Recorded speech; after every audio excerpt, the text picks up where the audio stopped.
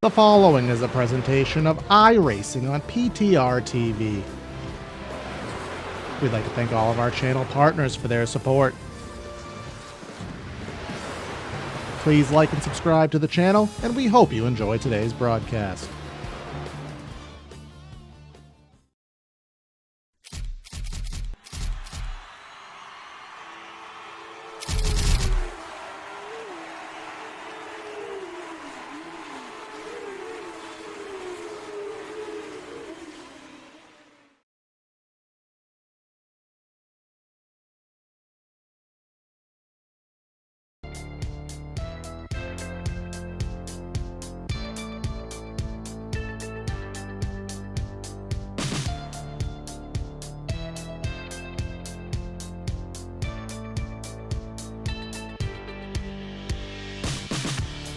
The 2025 Area Truck Series is already on its round number 4. We've seen a wealth of different tracks here in the 2025 campaign, rounding out a race at the New Hampshire Motor Speedway, which put on one of the most exciting races we'd ever thought we'd see up at the Magic Mile. But as we know, everything is bigger in Texas, and let's see if the excitement can come along and make that happen here today. Welcome everybody to PTR TV for today's coverage of the Area Truck Series. We are going to be doing 120 laps around the mile and a half here in Fort Worth. It is going to be myself, Corey Silva, in the booth and in the production truck here. And I do have Mr. Bradley Dalton here, of course, with me for all of the color commentary. So, Brad, we saw a phenomenal race at Loudon last week, which is really not something that most utters out of people's mouths. We saw guys running 4-5 wide on the apron. I don't think we're going to see guys on the apron, but I think we're going to see a pretty good race here tonight. Yeah, good morning, good afternoon, good evening, everybody. I'm excited to be here at Texas, the Lone Star State. And, well, this track, it produces good racing in general. It's going to be a fun time here tonight. And, yeah, we might not get 5 wide down on the apron like we saw back last week in New Hampshire, back when Peyton Howe led 89 laps to get the win. Last caution was with 46 to go. So we may not get that tonight, but hey, you never know. Somebody wants a cowboy hat. Somebody's feeling good. But I don't know who to put my money on. This season's been wild here in trucks. Yeah, there has been a wealth of different drivers up front. A few such as Sebastian Marin, who has just been absolutely lights out. Dominated last week at New Hampshire and at Miami, trying to go for the for you bowling fans, trying to go get the turkey here and get 3 races in a row here. But we'll see how that does come to fruition here at a mile and a half. I mean, we went to a mile and a half, Brett, at Homestead, Miami, but Homestead, of course, being a more traditional oval. Here we come to a cookie cutter mile and a half for the first time this season. Kind of the bread and butter of what you'll see. So this will really start to test these drivers as, kind of what the majority of the schedule is made out of. Yeah, this is really the sort of traditional style of track that I'm expecting to see. Really, who's got what where. But then again, next week we go to Watkins Glen, but that's a completely different conversation in and of itself. It's going to be interesting to see who can really make a run in on the season to get things up. A couple big notes from last week. Jake Nichols was up 12 places in the points, up into P9. Cameron Hearn and Jake Fisher lost 13 points respectively in the points. A few other mid-changes up and down. Rocky Boyd is up in 5th place in points. So drivers, we're only into Texas race 4, but this season is just 17 races and it moves real quick week to week. So if you're already looking to the end of July, you got to be thinking about it. And really right now is the time to start kind of cementing that point. Exactly that. We'll see how it does come into fruition here. We are introducing a feature to the channel we haven't done in a few weeks. We do have some of these drivers here on board. We'll get some onboard perspectives. You can see our Brady Bunch wall as we see it up here. We got 5 drivers here. We got Patrioli, we got Mercurio, we got Travis Beckner, Jake Fisher, and Troy Edson here, all going to be taking part in our driver segment here, and we'll get some pictures from them as the race does progress. But here we are getting into qualifying, Brad. We've had go or go homers in most every race this season here as the landscape here at Texas has gone radioactive. I'm not sure if a nuclear power plant has exploded, but pertaining to our DNQ list and how many are on the cut line, you have a number for us? One person will be going home. It is one driver that will not make the run, and we do have several end of lines we'll talk about during warm-up. But yeah, it's one driver from that open run that might not make it in tonight. So we'll see here who it is that makes it through, who doesn't. But yeah, these open drivers, I mean, when you show up to a race, Corey, and you're that one driver who doesn't make the show, that hurts. Yes, it does, as times are coming in right now, and we'll bring up some of our telemetry here. Troy Edson on track. We got Rocky Boyd disqualified 4th here.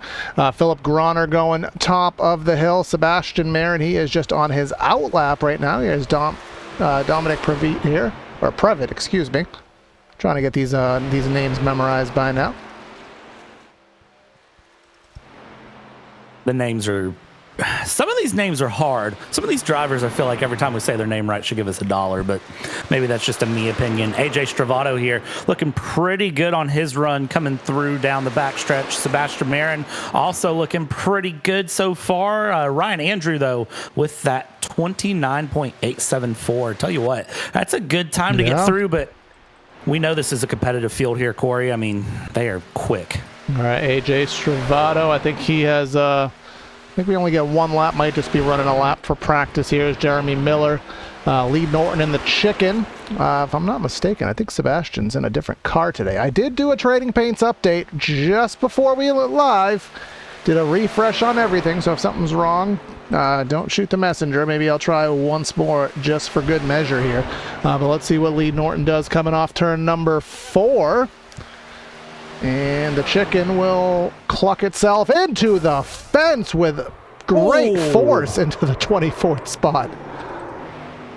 I mean, it's a good thing that these trucks get a fun little magical simulator reset, because if they didn't, well, that'd be a race over for somebody. Doggone. Mason Kane here, our area Daytona winner. Let's see what he can bring to the table here coming across the line. 29.94. Good time, but only good enough for P10. Again, that's how competitive this field is. Yes, indeed the case here. Who else do we got? Jordan Coots. He is... Well, his lap's not tracking. There it goes. So a lot of these guys going right towards the end. Anybody on a live lap right now? No, everyone.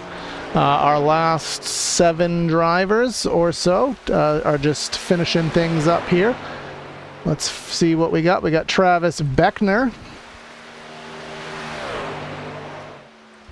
Pretty good time there for Beckner. Brings him up into 18th, though. I mean, I say pretty good time because they're still faster than me, but only into 18th. Like, doggone. Yeah, indeed. Who else do we got here? Slaughter. He's one of our go-or-go homers. Yep, I'll follow him and see what he can muster here. Mr. Brad Slaughter Jr. 29.83 will put you P1. No surprise. Got to be Mr. Marin up there. And that's going to be probably top 10, I'd say, for Mr. Brad Slaughter. That'll put him in the 11th spot. So just on the outside of that. Who's first? We got a Chilcutt here. Alex, I believe, is with us. No, he was going to be with us here today on cameras. He's 13th. Had some issues there. Gabe Herschel looks like he is going to be the final one at the qualifying buzzer. Going to be a 30 flat and 34th. I see 42 guys registered, Brad, here in qualifying. So that being said, I think everyone's making it, unless something's changed that I'm not aware of. I'll wait to see if I can get a confirmation here, but I think you could be correct. We'll get a confirmation here from Race Control pretty quick on who got what, where, when. So just trying to tell if there's any certain drivers that may be in more trouble than others that we should keep an eye on. Really don't think so. So we'll see here what admin's rule is, but end of lines here, Corey. I mean, even with this, there's a lot of end of lines that need to be served. Number 1 is Seth Noel. Forrest Smith, Rocky Boyd, Caden Diedrich, Jonathan Evans, Alex Chilcutt, Tanner Bethea, Lee Norton, and Dominic Previtt are all of our end of lines here. And the one driver not making it is the number 85 of Norton. So that is your D&Q. Oh, so we're starting 41 here today, apparently. So unfortunately, the chicken will not cluck itself into Victory Circle here. But that will be what it is. He'll try and fight for it next week on the road course. Some guys look forward to the road course. Some guys dread it. Let's take a look at our weather conditions here from virtual Fort Worth. It's going to be 6:30 virtual time, so we're going to run under the lights here. Trying to take a look here on the back end. Date-wise, we are racing out of May 3rd, so sun will probably come out maybe around 7:45 or so, maybe at an hour and a half into this race. I think the lights will turn on. Things will get a little bit dark, Brad. We know how the most recent update has presented itself, as we have a little bit of bump drafting here at Texas with Groner and Senesac. We know it's been getting a little bit dark, though that light crew ain't turning the lights on the absolute last second, trying to save on some energy. So we'll see how that comes into play. Yeah, it's been weird to kind of see how that plays out, and it'll be interesting to see how the drivers judge kind of the gaps and different things if we get to that point where it's truly dark. And well, for some reason iRacing said we can't afford the electric bill, which we all know is not the truth, but we'll see how they decide to play it, what happens there, and how the trucks decide to react. Surely the drivers will be smart enough kind of put their head on and tune it down a couple of degrees there, Corey, to get through the night. That is always the best way to go for the long run, because of course to finish first you must finish. First you must finish. Yeah, you mush. Yeah. You don't must, you mush. Mush it on up here. But again, we want to thank everyone who is tuned in here. Our cameras here today brought to you by Whiplash SimCams. You can check them out. Link in the description, logo on the screen, so you can kind of know what indeed you're looking for. Want to thank everyone for tuning in to, PTR TV on our mission to 1,600. We're about 30 away, so if you're watching, you can easily help us with that if you have not already done so. And if you're watching on Twitch, consider following the Area iRacing Twitch. You can subscribe to it to catch the Area Truck Series Tuesdays and Thursdays for the Pro Series this season. You can use custom Area emotes in the chat while earning double points as a subscriber, of which you can earn for free merchandise. If you consider doing that, you can spend $5 a month to get those special benefits there on the Twitch side of things here. So I help the league out there in that capacity. But looks like from what we're seeing here, Brad, in the warm-up session, and really in practice for that matter, Texas is kind of widening out the groove here with the different bankings on each side. Does kind of take two different approaches, but we're seeing guys utilizing multiple lanes, which is always good for us spectators. Yeah, the multiple lanes gets fun because it produces just better racing, in my opinion. You see drivers really mix things up. It gets some more fighting going and kind of gets things through. I've been focusing on Jake Nichols fighting with the 23 going through. They're going down the backstretch right now, and they've been running different lines kind of back and forth with each other between the high line, the low line, looking around at just where they want to be, what they want to do, and enjoying it because, once you see drivers start running those different lines, it really, again, it just makes it more competitive. You could see 2 wide. We might see 3 wide tonight, depending on how the drivers feel, but I think it's going to be good action regardless. I knew something was up. Sebastian Marin, he is in the number 32 truck in Sim. He is in the 23 truck via livery. I know, I just wanted to say that. So we will have to omit that little mismatch. I updated Trading Paints. I updated the backend software, which collects our paint schemes. And if it's wrong, it ain't my fault. But it's his fault. Yeah, usually it is. Always easier just to fight the messenger. But either way, that is the end of warm-up. So again, our starting lineup here today is going to be brought to you by, of course, Central Mobile Homes. Looking for a small or large home, a new shed, or a Triple Crown trailer? Look no further than Central Mobile Homes. They've been proudly serving Florida customers for 29 years with a plethora of small and large home floor plans, shed designs, and Triple Crown trailers available in LaBelle, Apollo, Okeechobee, Clueston, and Sebring, head to centralmobilehomeinc.com to get started here today. But one thing we got to get started with, Brad, is that starting lineup, and let's go have you start it down for us here at Texas Motor Speedway.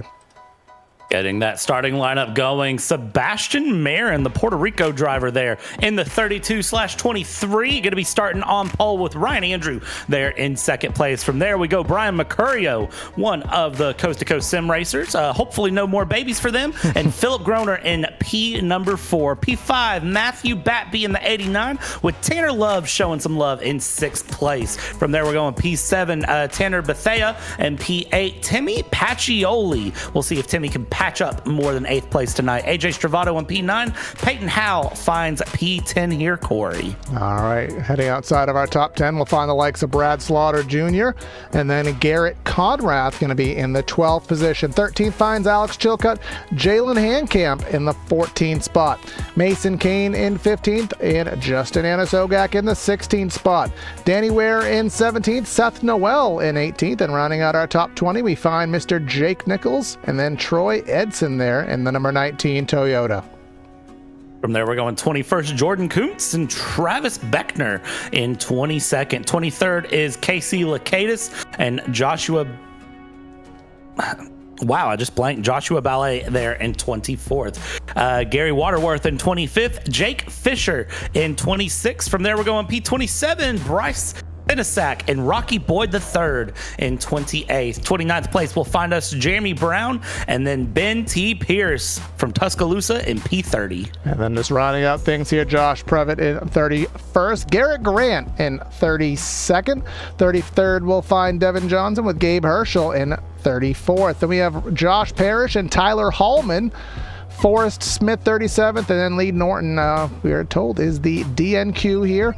Jeremy Miller, Doug Denise, and Eric Wolf, Dominic Privet, and that will finish things out here for our starting lineup. Get 120 laps around this place. We will have 4 sets of Goodyears to avail themselves in pit lane with 4 no stages, full fuel loads. Again, the fixed setups, 3 green white checkers, all kind of standard factoids that carry us along here in area.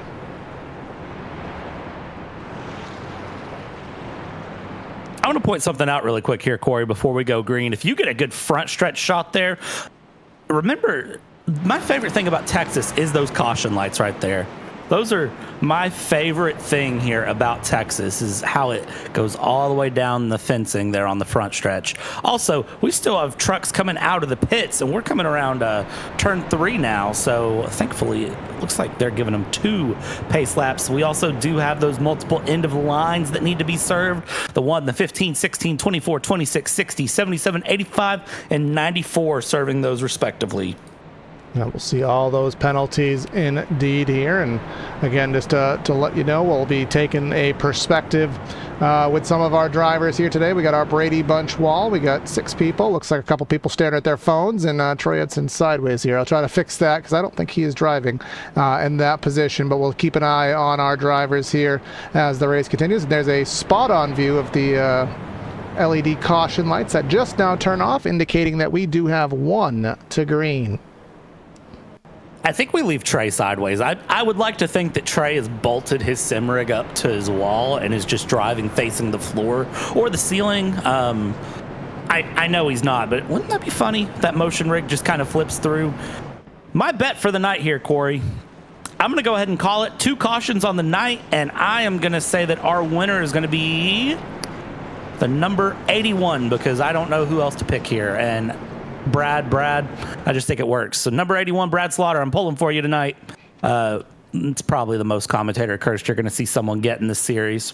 I was going to say that is the earliest take your bets I think we've ever played here. We usually play it around half to 2/3. So that being said, I don't know how you can go with anybody else but that number 32 based on how things have been, but very easily expect that he will have quite the challenge. Of course, Mercurio there in that 82. Philip Groner, he's overdue for a win. Ryan Andrew, he's been rather competitive. And I can remember Timmy Pacioli, he was the pole sitter last week at Loudon. He's back there in the 8th spot. And we'll see what he can muster. But coming off turn number 4 here in Fort Worth, Texas. No limits, Texas. The only limit here today is the confines of this racetrack. We got to keep a nice clean race in, and let's have some fun while we're at it. Barney has the flag in hand, heading into the Geico restart zone. Green flag. Let's go racing from Texas. Everybody gets across the line. They're looking good. Up front, it is Sebastian Marin and Ryan Andrew trying to keep things going. Andrew looks a little wiggly there on the high side, so that's going to open things up. 3 wide going on in the background. All the trucks are going to kind of take this moment, try to figure things out. That is a truck diving way down low early on, and we're still keeping that 3 wide sort of action happening. Mid-pack here, double file. They go out of 4 for the first time, and, well, your pole sitter Sebastian Marin will lead lap 1 with Brian Mercurio right hot on his heels. Yeah, as we complete 1 lap here at Texas, I would estimate here, again, pure estimate is that sun must be pretty brutal there with the glare that we're seeing through the center of the corner, but I would estimate a fuel load here to be somewhere in the scope of about 55 laps. But again, I haven't driven nearly as much as I used to, so hopefully that is accurate, but we'll see indeed what it is. But will we go green? I see some dust kicking up there, so someone's getting that little corner of the quad oval here as they're still 2 by 2 for about the latter end of the top 10. Yeah, and as we keep that 2 by 2 going on the backside of the top 10 here, going through, you see trucks are kind of just taking a little bit of a dive here and there. Everybody's thinking about something somewhere where they can. They're playing the early game of feeling out the grid. They're trying to get an idea of who's going to do what, who's where, who's going to kind of give the pressure. And as we see Mercurio, I mean, look at that, just lean back, even leaning a little bit into the rig, kind of trying to get that feeling of turning. So doing a good job here, getting things going early on, caution. Sticking through. And that is Joshua Ballet that I see falling way down the order. Yeah, he is in that. That's Tyler Hallman in the 62. Had some problems. Let's go scope out said problems. I believe Forrest Smith might have gotten involved as well. Yeah, Josh got loose by his lonesome there in the center of 1 and 2. We have about 150 feet to save it here, of which he didn't quite save it, but didn't really hit anything. Now, where does the 62 come into play? That is a secondary issue of which we will have to sort out.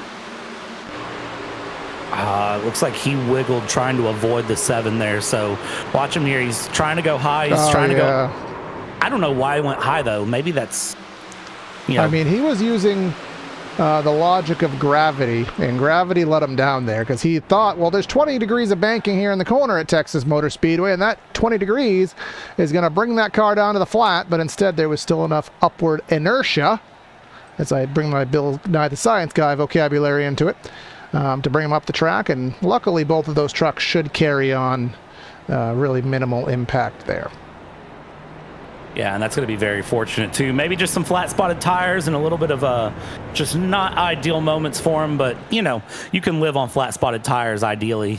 Big thing is not hitting anything too hard and try to get away with it and live to fight another day, which seems like all the trucks have managed to do here. And I'm glad we're calling them trucks and not cars this broadcast. I feel like we always end up messing that up, but it seems like today it's just clicked for me. I don't know about you, Corey. Well, just for saying that, it's going to end up getting absolutely terrible here. So curse you for jinxing us here. But again, just to make sure we again cover all of our P's and Q's here. After our first caution flag, we can, of course, bring up one of our sponsors, and that'll be Hendry County Motorsports Park. They are the replay sponsor. Racing is back at Hendry County Motorsports Park. You can join them this Saturday to see Thunder Trucks, Street Stocks, and more on Saturday, the 29th of March. Actually, is that outdated? Oh, my read is outdated here. But either way, you can see them on some Saturday. Tickets are $20 for adults. Kids aged 5 under are free. Get a family of 4-pack at $25. Come see racing at the southernmost dirt track in America in Clewiston, Florida, off Highway US 27, HendryRacing.com. So, yeah, I don't know the exact date, but they did race Saturday night, and I'm sure it was a good race. And from what we have been told, Mr. Travis Beckner is one of the flagmen there. I believe that, I think Hunter Sleppy told me there. So you can see I believe so, yeah. Yeah, you can see that man there, Mr. Travis Beckner, currently in the position that is he's in the 28 and the 18 spot there. In that sponsor, Hendry County Motorsports Park Silverado. But are we still on 1 to green? Are we? Yeah, we're 1 to green here. So, and real quick for Hendry, April 4th, they got open practice going. And then April 5th, they have a Top Gun Sprints, which will be pretty cool. And the 4.6 Fords and Hendry Kids Karts. I don't have a kid, but. Yep. Hey, now. And we did check coast to coast sim racing. No more kids. There was 2 weeks in a row. We did a celebratory rear spoiler reveal showing that there was congratulations to Jake Fisher and, pardon me for forgetting the other person who had a child. And it was team forbidden that no more children to be had. So Brian, if it was on your list, can't have one. So, but either way, he is going to start on the outside. Sebastian to the inside. Very much importance here at Texas is getting help on these restarts. We'll see which of these lines can be of more assistance here as we head ourselves into the restart zone, Brad.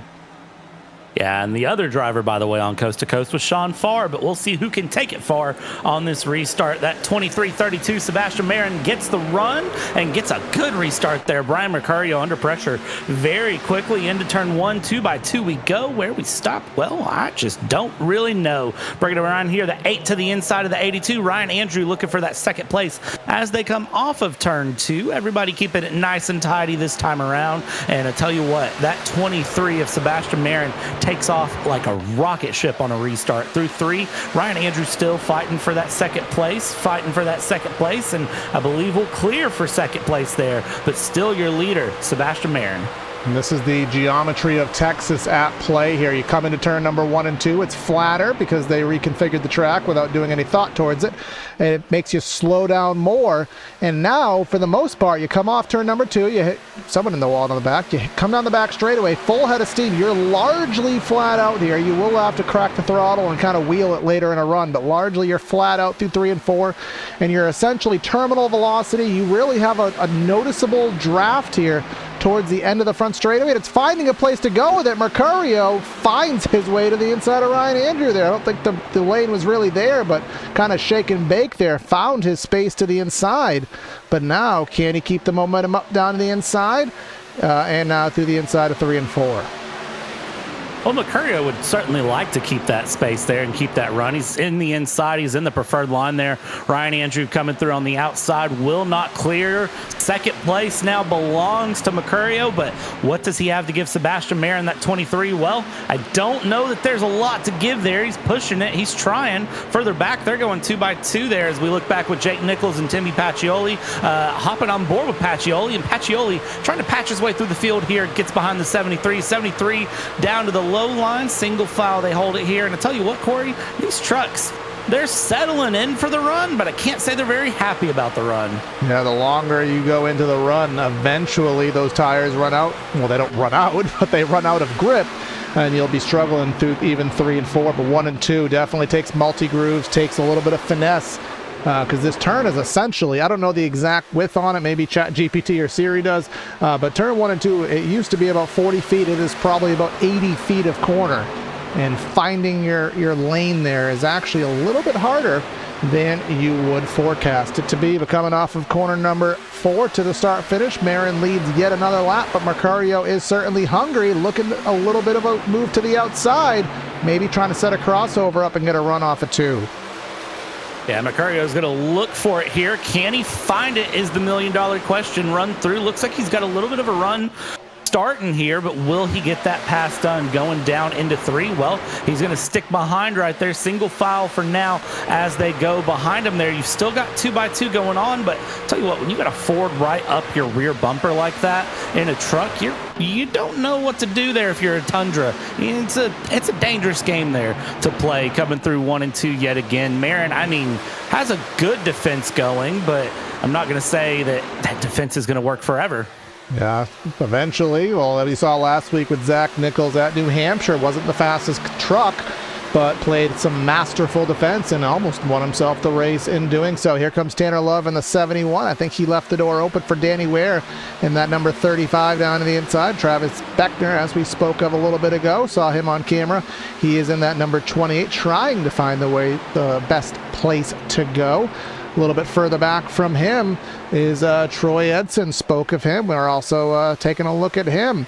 And close-up camera here. I'm trying to omit his TikTok portrait-style camera here. So I zoomed in, and you can see he is rather focused, as everybody is here. He is in that 20th spot. Trying to find some other good battles going on. Best battle is in the mid part of the pack, and even going back to the mid-20s, Garrett Grant and Josh Previtt there. Trying to find some action there in that mid-20s. Yeah, still plenty of battles to be found all throughout this field here. Even though everyone's kind of just settling into the run here, they're settling into the go. But as soon as a driver kind of sniffs a move into turn 3, they're taking it. They're looking for the pass, and they're trying to just send it through, get it done, and be pretty happy about what they get done if they can. Sometimes it's difficult, though, I will say, for the drivers to really find that move as we ride on board here with Jake Fisher. And Jake Fisher is currently fighting there in the P19 position with Beckner. Beckner now around Hankamp to the outside, and now Beckner will just continue his way forward. Fisher still trying to fight ahead, behind, all the way through, but tell you what, the trucks are handling this track pretty well so far. Battle up in the front, though. Yes, we are. Battle for the second spot. Ryan Andrew to the inside of Mercurio tries to keep it down there through turn number 2 and then loses the momentum off of the corner. Now Mercurio has a little bit of draft from Marin down the back. That'll allow him to clear. Philip Groner says, hey, let me get into this battle. He has Matthew Batby right to his rear bumper, almost doing some Texas bump drafting.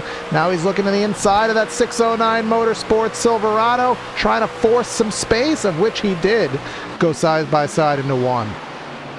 Can he keep that momentum up, though, and get past that number 8 of Ryan Andrew? It looks like there's about a truck's gap there to the inside through 1 and 2 that's being left by Andrew. Is that enough, though, is my question. That 89 of Batby looking pretty good. Look behind him there, the 49, the 73. They're having a time going through that 73. Jake Nichols getting pretty feisty. Jake will get that pass done, clear up, and now hold on to it. The 13 now trying to go around the 49 down the inside. Yep, side by side for that 8th spot. And then you have Adre Stravado in the mix here. He's down to the inside. Peyton Howell, Mason Kane, our Daytona winner, back there in the 10th spot in that number 31 truck. And then Brad Slaughter to the inside of him. So starting to string out here, but I think this is that time in the run, Brad. Comers and goers start to happen.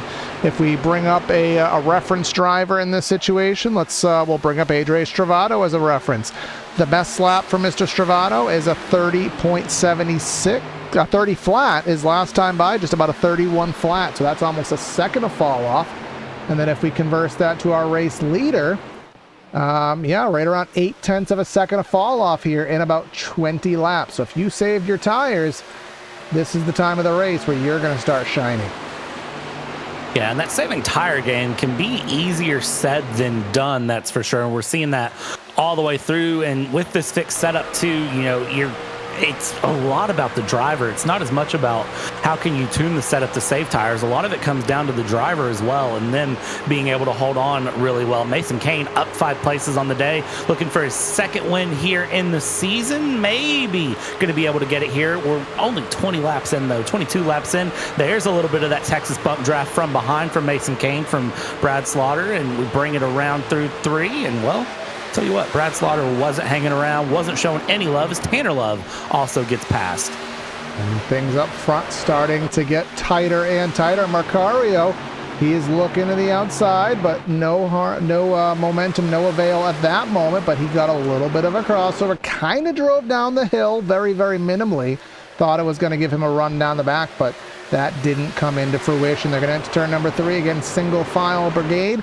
This is where you'll start to see a little bit more slippage, a little bit more slidage coming through 3 and 4 on these older tires. You'll start to see guys want to go flat out, but just not have it in the tank to be able to do so.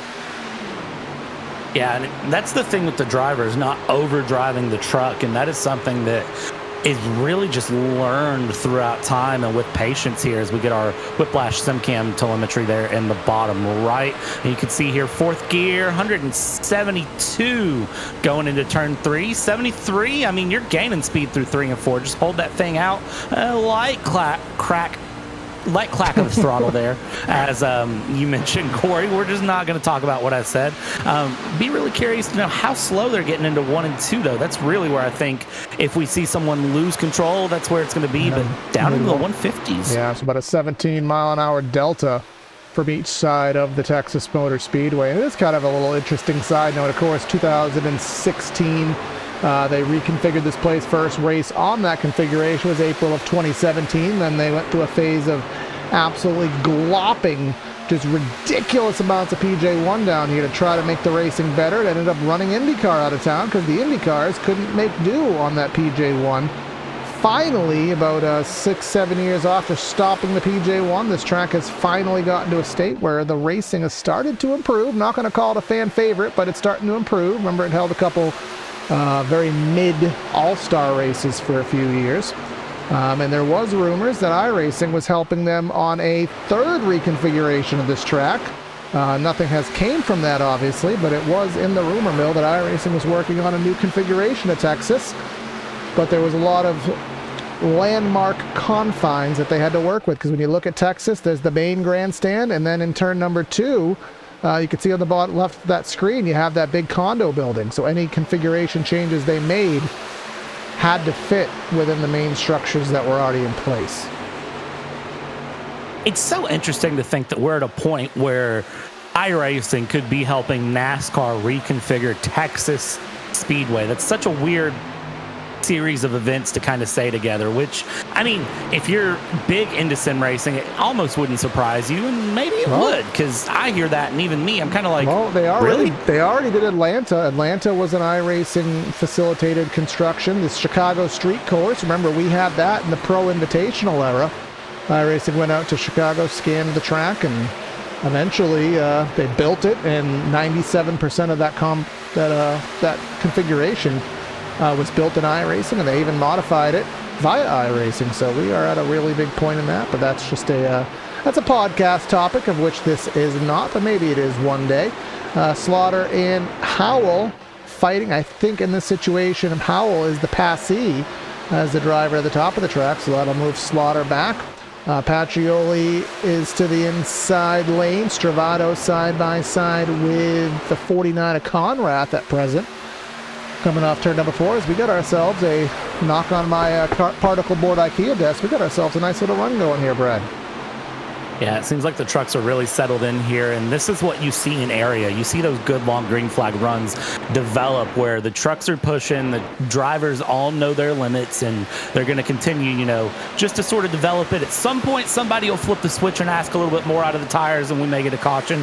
Who knows? We could see this thing go green. We've seen area races go green time and time again, so it's not something that's unknown to them to see long green flag runs. It's just a matter of really who cracks first. Right now, I don't see anyone that really feels like cracking, but this field is still very tightly contested. You know, you still got Pacioli, Stravato, Hal, Slaughter, Hankamp, and Beckner battling. There's still plenty of side-by-side to be found through the field, and even then, Sebastian Marin hasn't gotten that far of a run up in the front. He's only about 0.4 of a second off of the lead, or off of second place, so Brian Mercurio still there in a position, I think, to apply pressure.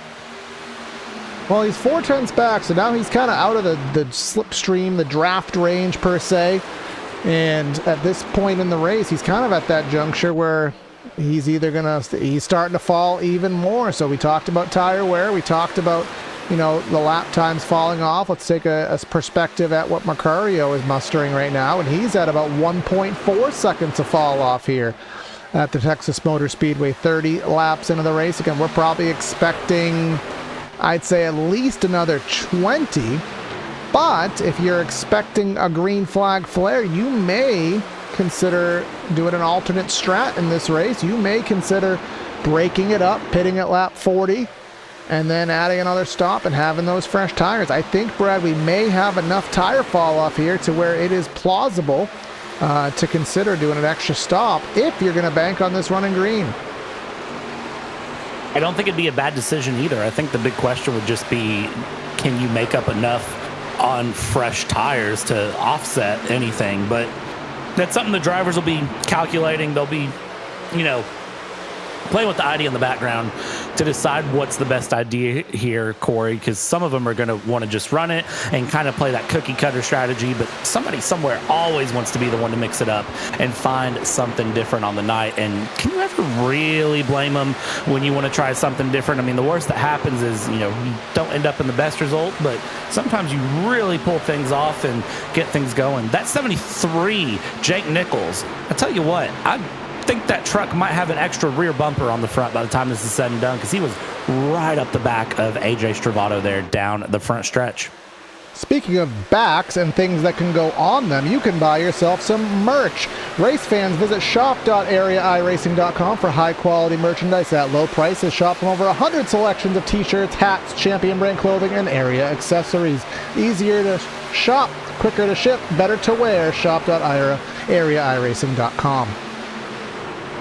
There was no segue in that, but I had a segue, but you ran on with it, and then I had to find a new segue, so not the best, but we got to get our ad reads in to make sure that you can help our series out here. Battle going on for the, what is that going to be, the third spot? Batby closing in on the rear bumper of Mr. Ryan Andrew here, as we're starting to really have some separation. This is about a second and a half behind that number 32/23 truck. Yeah, that gap continuing to open up. Things have really slowed down. Mercurio's running about a tenth and a half a lap slower at this point, which is really interesting to see between him and Marin. Andrew and Batby still taking it side by side down the back stretch, down into 3. It's going to be that 89 of Batby in that Hendry County Motorsports truck to the inside, and then Andrew will hold the high line. Can he make that pass stick? Well, he's going to try here. We'll see what happens as they go through side by side. And I tell you what, man, this is what I like about Texas. You still see good racing in Texas where the trucks will hold it side by side for extended periods. The big problem for them is that Philip Groner is right there in 5th place, and the more they hold it side by side, the more I think that number 11 of Philip Groner will be thinking, let me get a piece of this. I can get past both y'all and be faster on my own. Because as we do know, once you start running side by side, you're burning more tires. You're making that a lot more difficult on your set of Goodyears, so that makes it even more difficult, allows other drivers to have a perspective, have a chance to get by you. But we'll see what happens here as this battle does continue. Going back a little bit further back. And again, still battling is Stravato and Conrad. They've been going for quite some time here. Them battling. Yeah, they're not giving it up there for Stravato in 7th on back, which, again, just, I think some of the drivers behind him, Conrath, Nichols, and Tanner Love, are possibly just happy. And, Corey, we've got green flag stop starting there in the back of the field. It looks like Josh Ballet is in. Yeah, Slaughter's in. Man, look at that, starting to see things. Yeah, this is, we also have had... Yeah, we've had about a few drivers pop in, and then, like I said, lap number 40 was a spot where I expected those to come into play, because that gives you a chance to do essentially a 3-stop race, 40, 80, no, a 2-stop race actually, or you can try to do the. Actually, I don't think you can get to halfway. That's going to be pretty hard to get to halfway, but either way, that's going to be a very big tire situation there. This guy's, remember, about a second and a half a lap. Somebody is entering and de-entering the world there, so we will not focus on him, but that is a battle going on roughly in the top 5.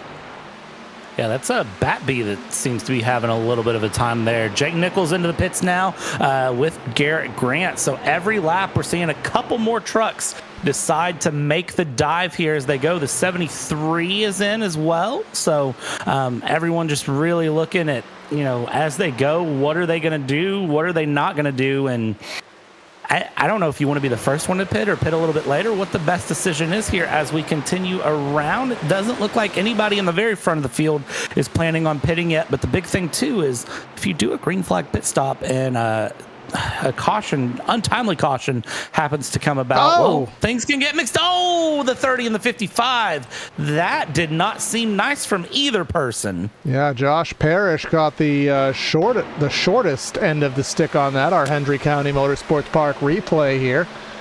And yeah, well, Josh, he was already on struggle bus as it was, and then I think he was heading into his pit, and also was Miller. So, yeah, bad to worse there for both parties involved, because the 30 of Jeremy Miller completely missed his pit stall at that time as well. But makes you wonder, when are these leaders coming in?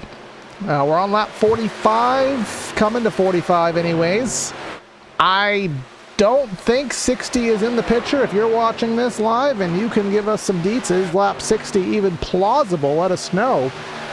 Because if it's not plausible, Brett, I wouldn't want to stay out any longer than I have to, because that's just more time you're losing at the back end of a run. Yeah, the beginning of a run, excuse me. Yeah, I don't know if it is or isn't here, and I'm trying to look at lap times really and compare them between trucks that have pit and trucks that haven't. Still not really seeing big lap time improvements, even with trucks that have pit. It seems like possibly a lot of them took fuel only that pit in.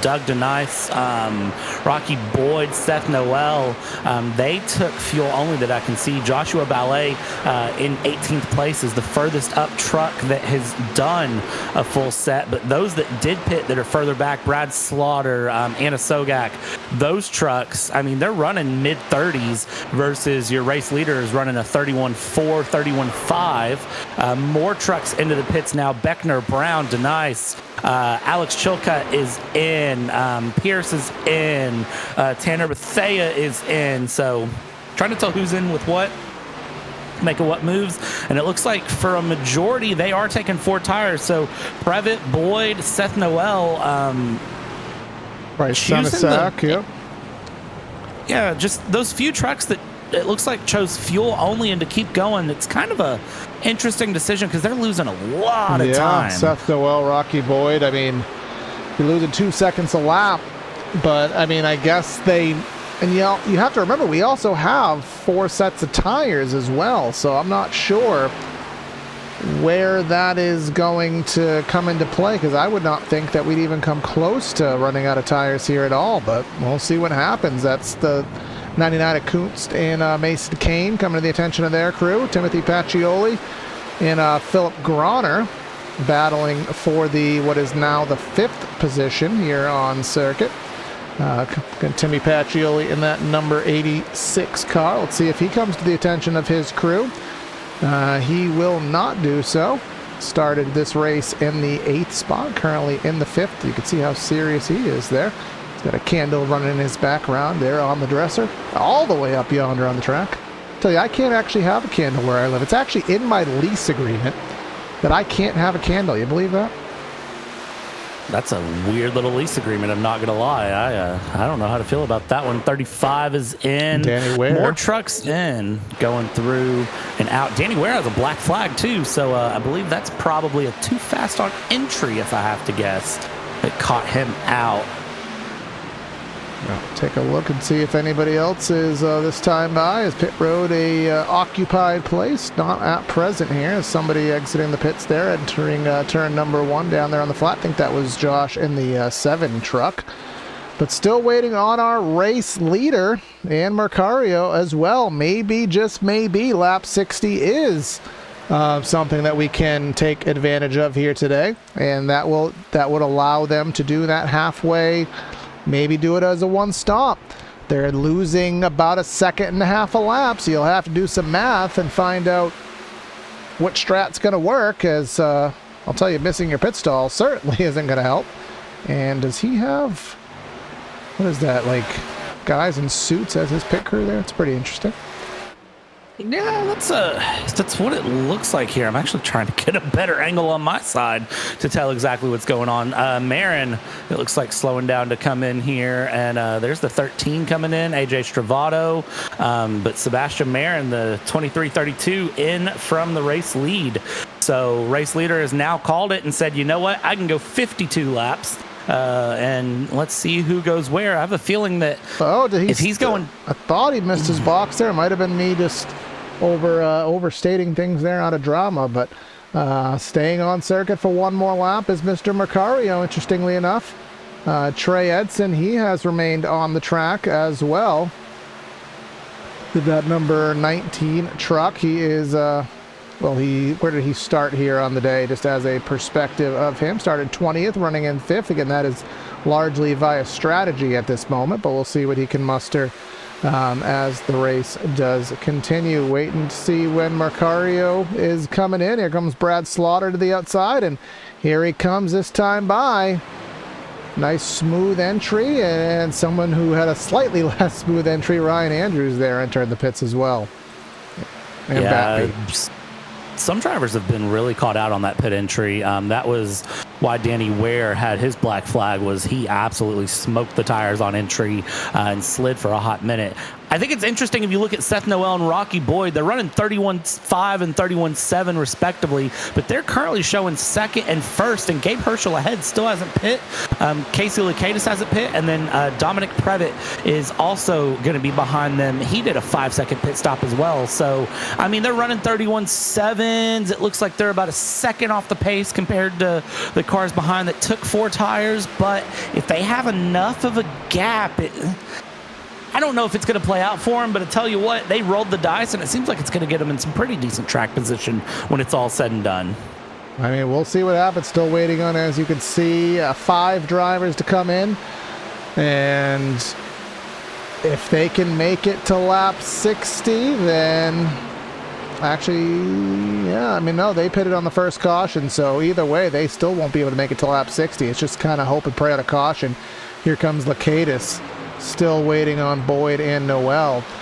Sebastian Marin, he's currently running in the 9th spot. This will eventually be our leader.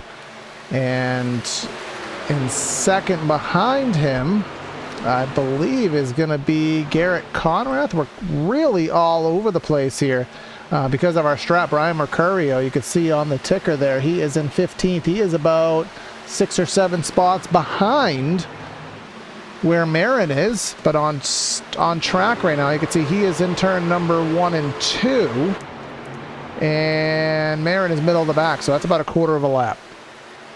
Yeah, Lukaitis just came in and out, is currently exiting onto the backstretch now.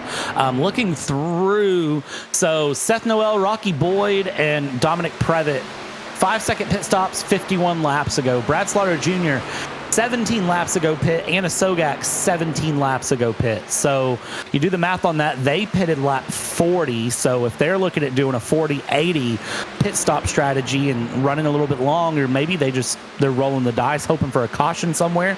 They're really hoping someone overcooked that green flag stop to get things through. We'll see what happens with them as Brad Slaughter's battling it out. Jake Nichols here for what is it's our pseudo race lead right now, potentially. But I'm kind of with you here, Corey. I think that number 23 is Sebastian Marin, probably in the best position, but I also do want to shout out Dominic Previtt, showing up 39 places there in P3 currently. That's a huge run up. Yeah, and I'm always partial to a number 94 vehicle. Again, that is my personal number whenever I do find myself on the service. This time by, he will take to the attention of his crew here right around that halfway point in the race. Coming straight in at that second pit stall for the 94. Noel, he will stay out one more time, run exactly to halfway. Now, out of perspective, I'm just trying to make sure, is he the one who has yet to pit at all? No, he did pit about 5 laps in. He has half a lap on Sebastian Marin. Marin here is in the middle of 3 and 4.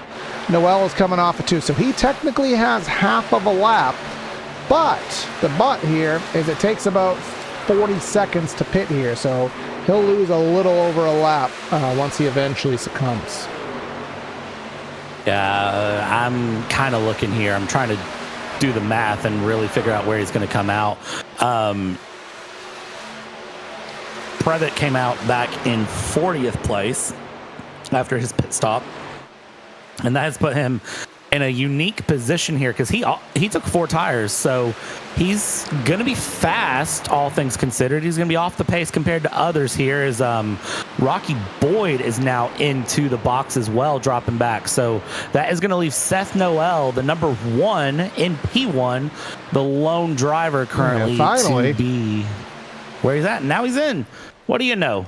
Now Marin cycles to the lead. And he has cycled to the lead, and back to the front is back to the front is Sebastian Marin.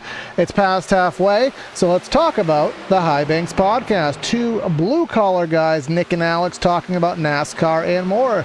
Listen to episode 228 with Jacob Bell, available on Spotify. I don't know if episode 229 is out. It may be, but if not, you have 227 prior episodes that you can enjoy the High Banks podcast. And if you like entertainment, we have Elite Entertainment.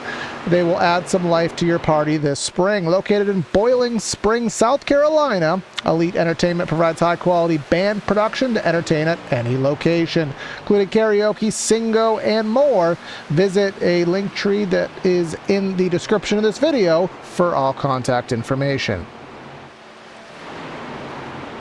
At least I hope it's in the description. That's Brad's job. Yeah, that is my job, and it should be in the description. If it's not, then somebody yell at me in YouTube chat. I'll put that on Jason Beckner to yell at me in YouTube chat. That's always a good option. Showing up, showing out. Did you say Jason Beckner?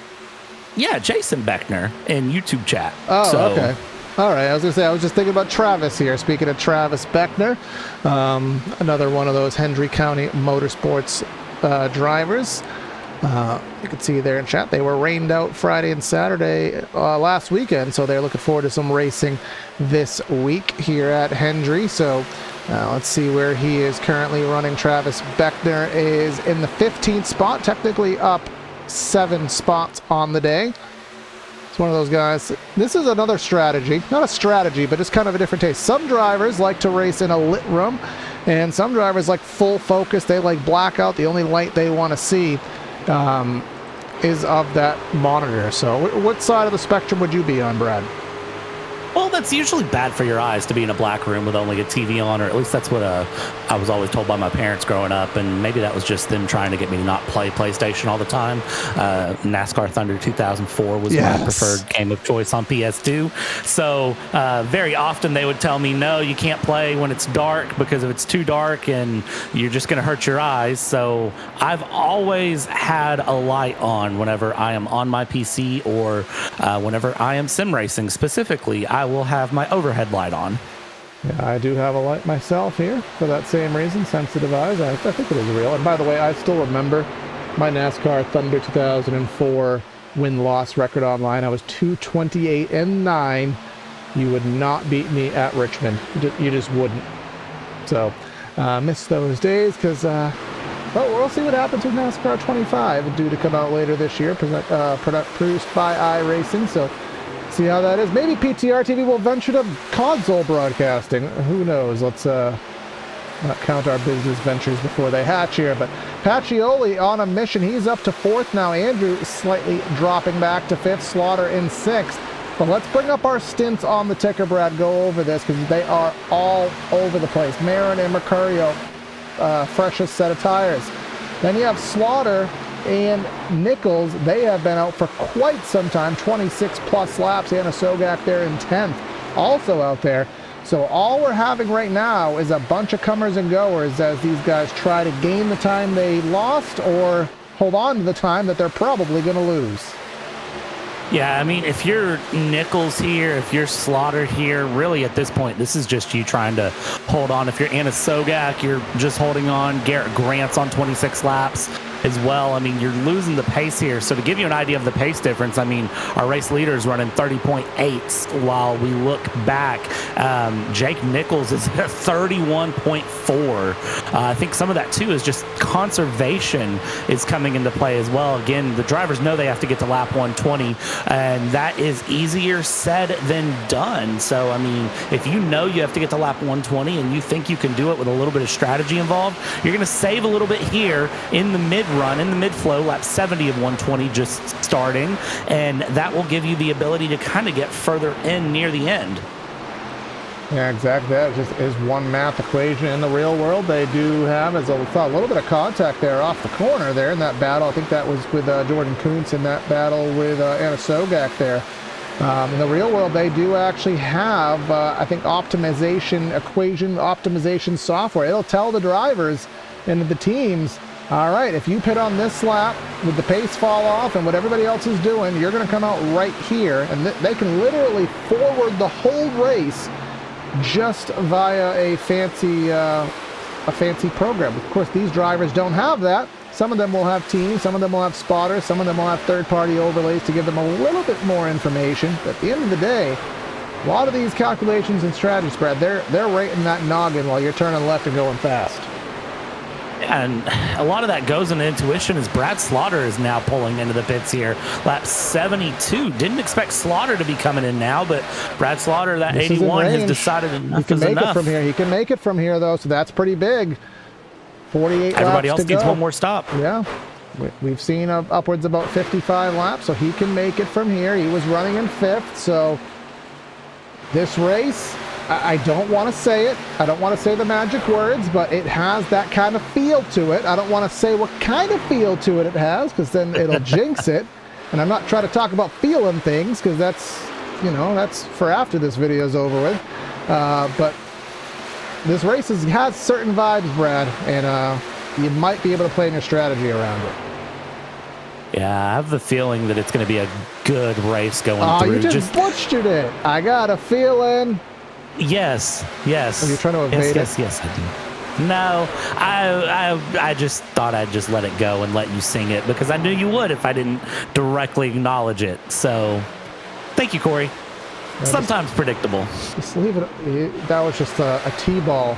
You just left it right there for me. I had to go for it here, but either way, lap 75, and where are we at with stints right now? I think we are going to anger all the gods here, and we're just going to take about a 60-second break because my water is empty now. We haven't had any cautions for me to fill it, so we're going to step aside. We'll go. You won't miss a thing. We'll be on our side-by-side. We'll be back in about 60 seconds.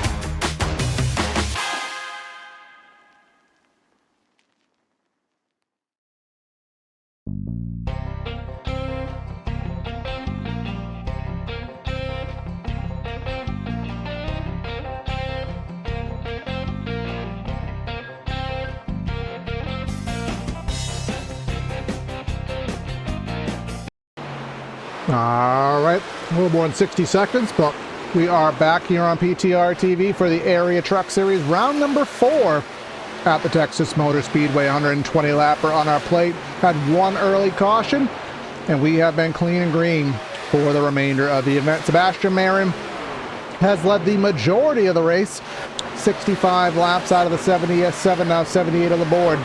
Only ones he really did not lead were via strategy, trying to go for that turkey and bowl the perfect race. We got a bunch of guys. Sorry, the 87 Jeremy Brown just bend it into pit lane. Sorry, that one caught me off guard. I was looking at Mason Kane pitting, and all of a sudden that's DW. So that's the hospital wobble. He did a wall ride. and didn't stick the landing, and luckily we have invisible pits, or Mason Kane would have had a very, very unexpected crash there. I tell you what, Andre would have been proud of that wall ride with as much skate that I know Andre's been playing lately on his emulator. He would have loved that wall ride because that was a good one. But yeah, no, I was just sitting there watching everybody go through, and all of a sudden I just see a truck slide through a truck in pit lane. That caught me off guard there, Corey. I apologize, but Mason Kane pitting at a weird time there. Tanner Bethea is now in, so a couple drivers kind of playing the odds here with pitting in on lap 80 of 120. That's the Brady Bunch wall. All the drivers still in the race. Usually at this point somebody's fallen out, but only guy to fall out of the race is the 24 of Caden Diedrich here. We do have a bunch of guys off the lead lap, and Garrett Grant coming into the attention of his crew. And now a lot of those guys there, Brad, remember we had a fair amount of guys pit around 40 laps into the event. They tried to split the race in equal thirds, if you will. You can see Jake Nichols, 38. We'll expect him. A bunch of other guys. Tyler Hallman there, and you can see 39 laps. So we'll have a bunch of guys pitting right around now, and then it's going to be a matter of the rest of them. You don't want to pit too late because then you don't have enough time to utilize your fresh tires. But if you pit too early, then you may not have gained all the time that you needed to per your strategy. So this is just one of those absolute. Larry Mack has 12 notebooks filled out trying to figure out what to do in this kind of race. Yeah, you know, we talked about earlier on, well, actually, this was just a couple minutes ago, Corey. You mentioned, real life teams have, the strategy software and all the different things, but the drivers don't have that. And the drivers have the intuition, though. They know when the truck's getting slow relative to everyone around them. They're going to know when to send this thing in. And, well, you just play it 2 and 2, and you come into the race probably with a few different strategies in mind. You have that ideal, this is how I'd like it to go sort of set up, and then basically by turn 1, lap 1, you throw that one out the window and you go on to plan B, and then somewhere you find plan C. If you're a Formula One fan like me, you hear it all the time. Ferrari come on and say, we're going to plan H, how do you feel, question, and well, you have a driver somewhere that just yells what? Or leave me alone, I know what I'm doing. These drivers, they know what they're doing. They know what they want to do. They just have to find it here. More drivers in the pits. Travis Beckner is in. Travis Beckner, it looks like, doing a 4-tire stop there in that number 28 as he goes through. Tanner Bethea, Jeremy Brown, Josh Parrish still showing in the pits for me, down multiple laps. So they're not out, but it looks like they do have some damage. And there's a gaggle coming in off of turn 4. Yes, indeed. I think that is a trio of sorts. We see Chilcutt. We see Ballier there. We see there was one other driver, Jalen Handcamp there. Just kind of put all the words into one syllable there. Just kind of jam it up and put it into one bottle. Speaking of bottles, buy yourself a bottle of hot sauce. Head over to rickshotsauce.com for some of the best hot sauces made locally in South Florida. Try the Lokahatchee Classic Golden Garlic and Palm Beach Pineapple, or even the South Beach Heat. Follow the Rick's Hot Sauce Rookie of the Year battle in the Area Cup Series. See which driver will take home the $100 prize as the highest finishing rookie in the point standings. You can watch that on the IDK Player YouTube channel. John Ramos does a phenomenal job along with Hunter Sleppy on Monday nights. Hunter will be with me on Thursday nights. But again, that's rickshotsauce.com. Tell you what, put some hot sauce on this race. You still have battles going through the field here as we continue around. Drivers still not giving things up here. We've got a good battle on screen coming through, and I mean, look at this. Just trucks still fighting. Yeah, Jonathan Evans, he's getting by Herschel here. Remember, Evans, he, I think, missed his pit box or had a pit box issue of some sort. But he is battling here in the top 15 at present. Somebody's disappearing there. Going up front to the second spot, we find the likes of Mr. Brian Mercurio here. He is now 2.5 seconds behind our race leader. And he's trying to make something happen here. But, and this kind of surprises me, Brad, because at this track, I don't want to say it's easy because we saw the fall off. We saw what these guys are going through. I don't want to say this is easy, but I expected this to kind of be more of a pack race. This race has turned much more handling oriented with more separation than I ever would have forecasted.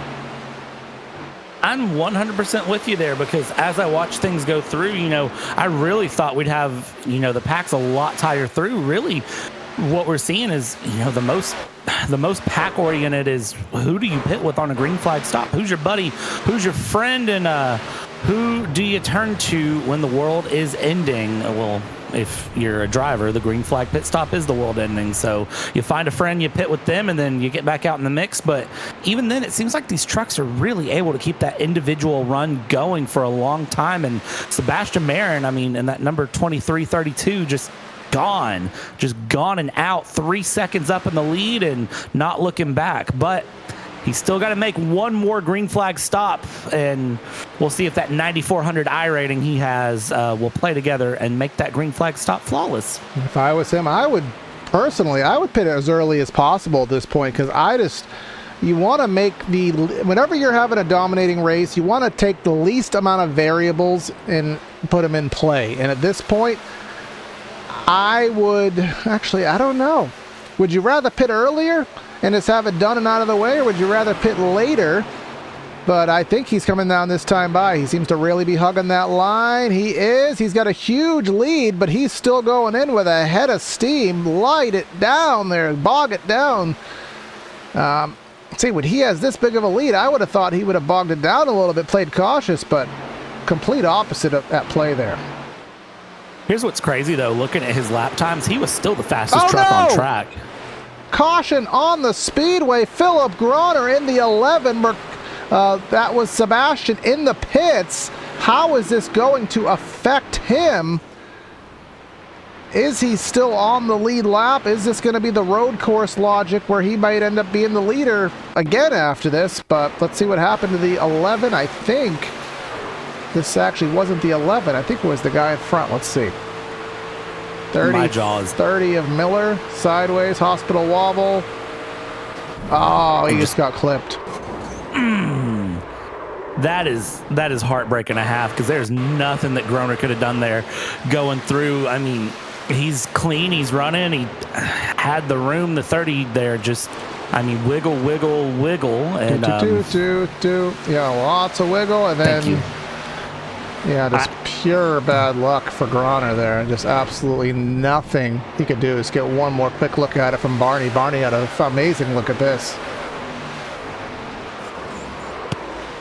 And there's your caution lights. That was a quick reaction there from the flag stand. I hate to report, looking P14. Well, actually give it time, because we got to get guys to stop. So Marin might have actually been thrown the absolute lifetime of a miracle. Beckner might be very lucky as well. Conrath, Handcamp, and Chillicott might be in very good positions. Let's let these pit stops cycle, because still plenty of trucks that need to pit, and those that need to pit now will end up cycling through.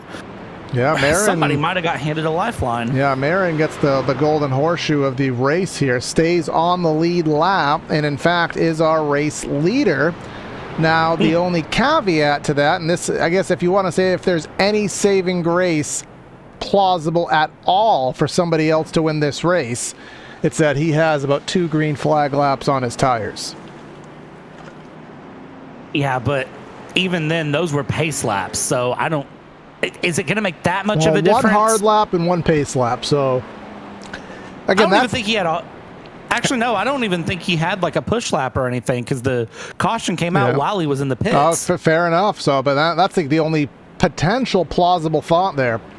And you can see, look at this. We have the matter of from 16th, Anna Sogat, Kane, Beckner, Grant, Conrath, Handcamp, Chilcott, Senesac, Jake Nichols, Jake Fisher, Stravato, Love. All these guys are going to be pulling the wave around car. They are ahead of the pace car, or rather behind the pace car, but they are ahead of the race leader, and that's how, of course, it works.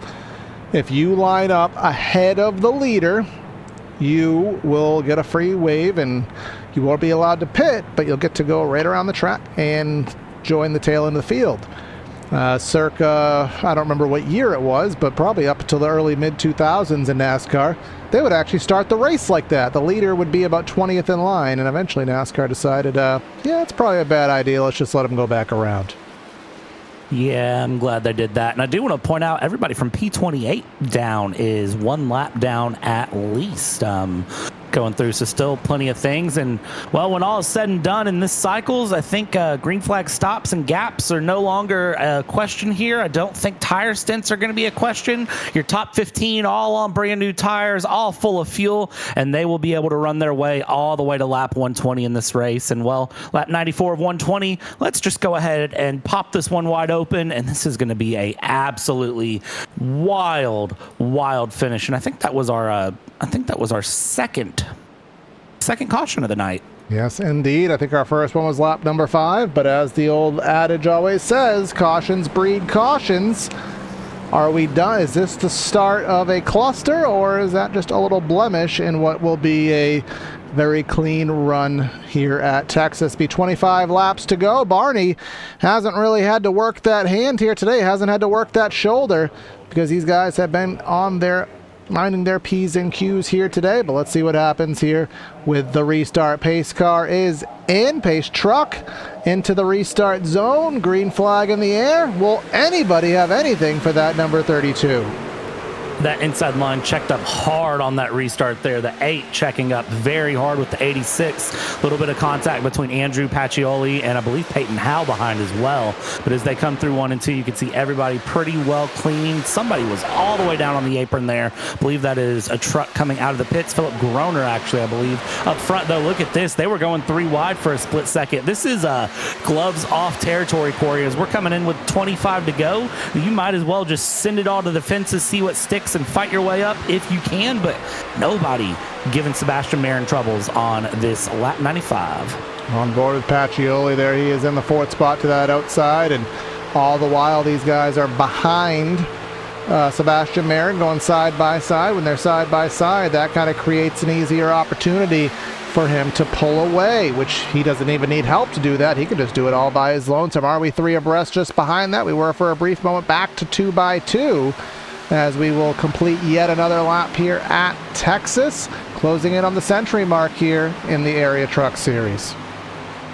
And as we bring this through, look at this, still pushing through into sunset here in the Lone Star State, and nobody feeling lonely other than Sebastian Marin going through. 7:48 p.m. virtual time here. Beautiful track temp, 79 degrees Fahrenheit, 72 air, and there it is. There's the around. Pacioli sort of goes around there, not quite, but he is gonna be an unhappy fellow there. I mean, not showing it there. He is really, I mean, I'd be punching my steering wheel right now. He is really showing that that patience there to be able to deal with that. But let's see what happened. We kind of saw it live, but let's see what happened. We're gonna need to play. We're going to need to play detective a little bit more on that. Let's go from one of our top-down cams. Let's see here. So this is top-down. Yeah, he chopped down on him. At first, I thought the other driver kind of forced the hole there, but looking back on it, he certainly kind of closed the door on the 89 of Batby. Yeah, Pacioli's spotter, I think, called all clear just about a 1/10 of a second too slow to where it actually was there. Thankfully, again, you know, no huge damage done for that truck, but he does lose pretty significant positions down into P12 now. He's into the pits. Casey Lukaitis is into the pits. Conrad Beckner. You got a good chunk of the midfield coming in. I think they're just feeling like, you know, you've got the fresh tires sitting in the pits, nothing to lose there. Yeah, might as well use it. Yeah, precisely. Beckner in, just one of our onboard drivers we've had here today. He is, again, this is mid-20s. Let's take a look. We'll switch it over on our graphic, and you'll be able to see the driver that has the zeros next to their name. That means they just exited the pits there. A couple different strats at play, but looks like Casey Lukaitis in the 15th spot in that number 50 automobile. JRockGaming.com. He will be the first one, and I mean, I can't imagine it'll be too big of a difference, but we saw a 1.5 of fall off as I just about fell out of my chair. 1.5 of fall off, so maybe after 10 laps, maybe that's about 0.3 of fall off, so maybe it'll amount to something. I mean, what's the worst that happens? Lakatos finishes P15 when he was pretty well already sitting P15. I mean, he's going to gain something out of this. I don't know if it's going to be a run all the way to Marin to try to get a pass done because, again, Sebastian Marin's been bloody quick all night, but we'll see what happens here. And if you can get some teammates together, if you're Casey Lakatos, find some teammates in the mix here, your Powerhouse Racing team, and see if you can't just powerhouse it forward. Again, what's the worst that happens here? You're coming up on 20 to go. You got to mix something up here to get to the end. Exactly that. There's no point in just settling for what you already had. And again, 7:30, pushing 8 o'clock sim time here, based out of Texas in early May. So perhaps I thought we'd be under the lights by now, but I think the lights will probably turn on just as we're probably taking the checkered flag here today. So sun may be a little bit of an issue for some of these drivers. Stay tuned for Thursday night. We will be back live with the Florida State Builders Pro Series, and that will be from the famed Indianapolis Motor Speedway, as they were on Monday for the Cup Series. And then, as Brad alluded to a little bit earlier, it'll be a triple header next week from the Watkins Glen International Raceway. And then the week after that, we'll be going to 2 different circuits again, Rockingham and... Actually, no, we will be covering Rockingham in each of our series, but the Cup Series will be going to Wilkesboro. So getting to a point in the season where we're no longer having triple headers, having different tracks at each. So for the drivers who participate in all series, that just gives them a little bit more work to do. I like it seeing things mix up because it means the drivers have to really prepare. They have to be on their P's and Q's. And again, you kind of get a little bit of extra work, but you've got to just be a strong driver at that point. It's one of those that, you need to be able to jump in the truck, jump in the car, and put down laps. As we come in 20 to go here when we cross the line, who can put in the laps to take on Sebastian Marin here, Corey? I don't have an answer to that one. Ryan Andrews going to try, though, but Marin with a great restart here. Yeah, he's been getting the jumps all race long. And look at Peyton Howell on the 52. Where have we haven't spoken of him to any serious level here today, but he finds himself in the 2nd spot as we take 20 laps to go here at Texas. You can see that darkness, as I alluded to, is really starting to come over the speedway. I mean, there's still plenty of visibility, but it is certainly a little darker than some of these guys may prefer it to be. But either way, here comes that number 52 right to the rear decklet of the leader. First real challenge. Marin seen all event. Yeah, Marin actually getting some pressure here from Hal. I think Hal has just saved enough in the tank to really give some pressure here as we go through, and just not able to clear him yet, but doggone it, he gave it the college try, and that's all you can ask for. Defensive goes Marin. Marin has to go very defensive to the inside. You see the chaos behind him, but he's looking right in that right-hand side mirror. He's looking for that 52. 52 gives him a little bump because he's wiggling. He's wiggling. He's wiggling. Send it on around. Can Hal get past? No, he's going to hold behind. And there's a famous inside look there as the bump draft takes place. He's looking to that outside lane. I don't think it's going to work, but what he's trying to do is more so get momentum that'll carry him down the back straightaway here. He has enough gap where he can spare the space down to the inside, blocking the lane. This, I think, is probably the best position to be. I would rather actually be the 52 outside of 3 and 4. Pinches it on down, might get the momentum down the front. No, he doesn't. Now we are blocking all over. This is a risk at best here, a serious risk. This ain't gonna end pretty, Brad. 3 wide, we go into 1, and there it is. Marin gets hit. He's up into the wall. He saves it, but he's losing some serious position. Andrew and Hal going to battle it up front. Bring that 89 to Matthew Batby in the mix. Batby going to bat 100, and, well, he's going to try, and at 52, Peyton Howell is going to lose some serious positions. I'm sure that race controller are going to take a look at that one. Admin maybe not play too kindly to how that happened. I mean, you got to look at what you were about. Oh, my goodness. Oh, big wreck in the background. Mason Kane in that one, I can tell you. 09 is in it. Trying to look and see where that 32-23 is at. I think Marin's truck is absolutely destroyed. Yeah, that angle is of no use to us, and that is just absolutely catastrophic for Marin here, because obviously had the race dominated. 49, you can see the 49 got loose. He got turned, I believe. And then Marin goes from leading upwards of 100 laps in this race down to basically being a nobody with a damaged truck.